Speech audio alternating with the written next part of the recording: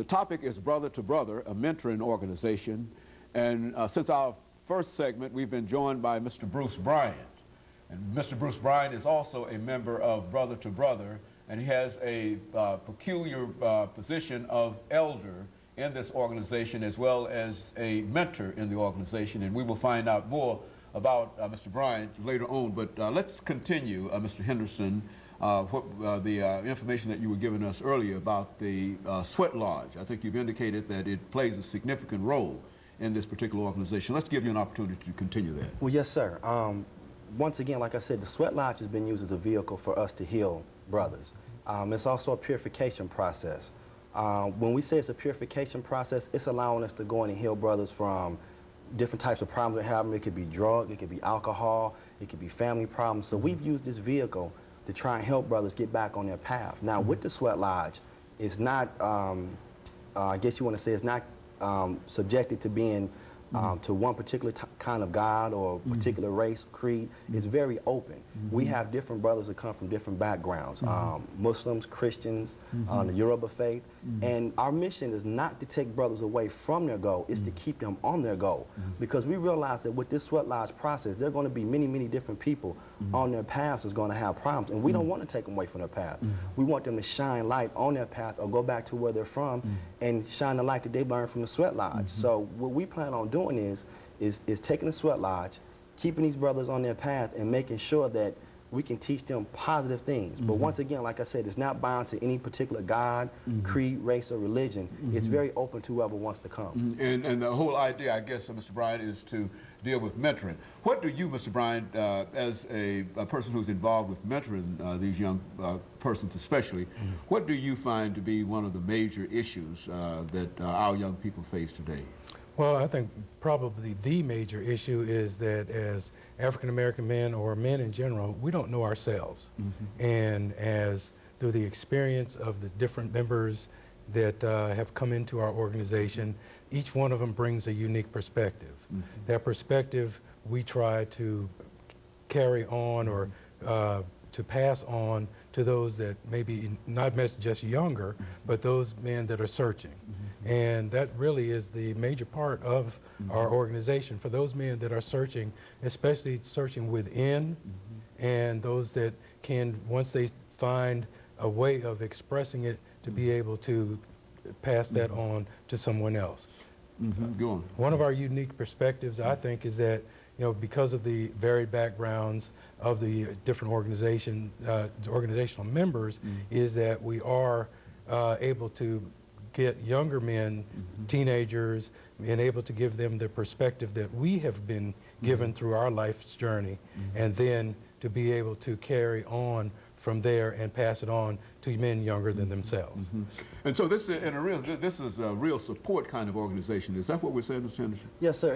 It's a support because, once again, as Dr. Bakari stated, we start off as a vibe group of just men meeting together where you possibly couldn't talk to maybe your wife, you couldn't talk maybe in a religious organization that you belong to. We opened up a forum where other men had the same problems and said, hey, maybe I can help you out and maybe we can help each other along this path. And so it developed from a vibe group into a Sweat Lodge to where we have young and older men to where we can share a common bond with each other. Because we realize that amongst African-American men, we don't have a bond. So we try to make that bond together so that we can help each other with each other's problems. And of course, that's part of the mentoring process too, is it not, Mr. Bryant? That is true. And to bring forth that spiritual nature that all of us have, and to highlight that in what we try to do in the Sweat Lodge. I mean, like I said, we're not trying to change anyone's religion. I mean, whether you're Christian, Muslim, Yoruba, it doesn't matter to us. It's a matter that you bring yourself and everything that you can contribute to us and pass it on to someone else, because all of us together benefit and to become greater. The sum becomes greater than the whole.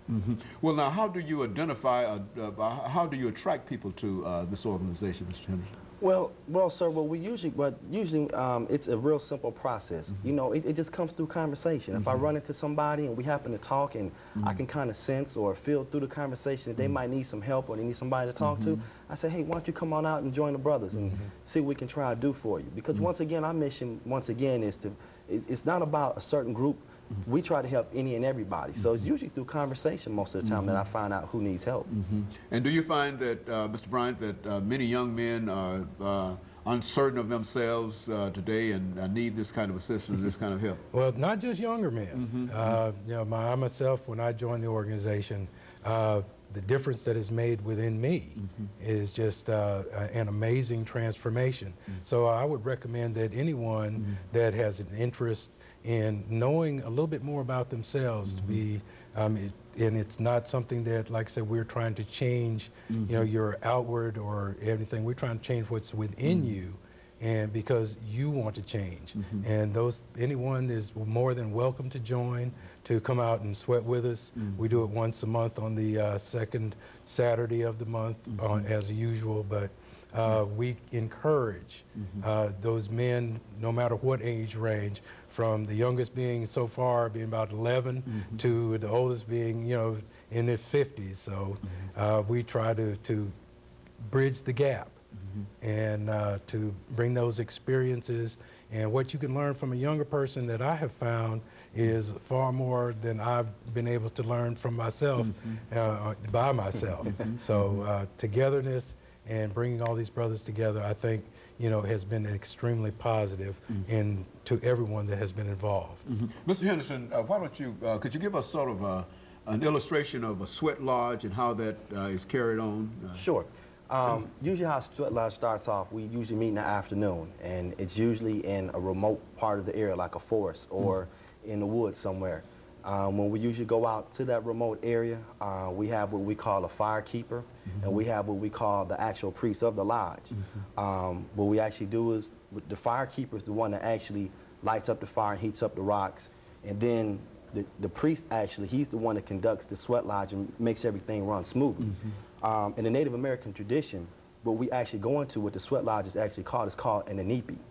And in the Native American tradition, they said that this represents the center of the universe, that everything took place within the center of the universe, within the inipi. And actually, within that inipi, there's a hole in the ground, which they call the turtle, which we place the rocks inside of Mother Earth. The fire keeper brings the rocks into the sweat lodge so that when all the brothers come in, they can sweat. But the fire keeper role is very, very important because he develops a relationship with the fire to make sure that the spirit is right coming into the lodge. With the inipi, it's the priest's job to make sure everything runs smoothly inside the lodge so that we have a right spirit in there as well, too. So putting those two things together, everybody has an important role, from the priest to the fire keeper and the brothers that are involved. We have one person that might chop the wood or do different types of things. So everybody's role is very important when it comes to the sweat lodge. So the sweat lodge is something that sort of holds this whole element and whole concept together. And of course, what we'll do when we come back for our final segment is to deal with some of the needs that this organization have.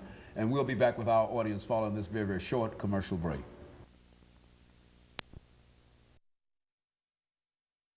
The topic is brother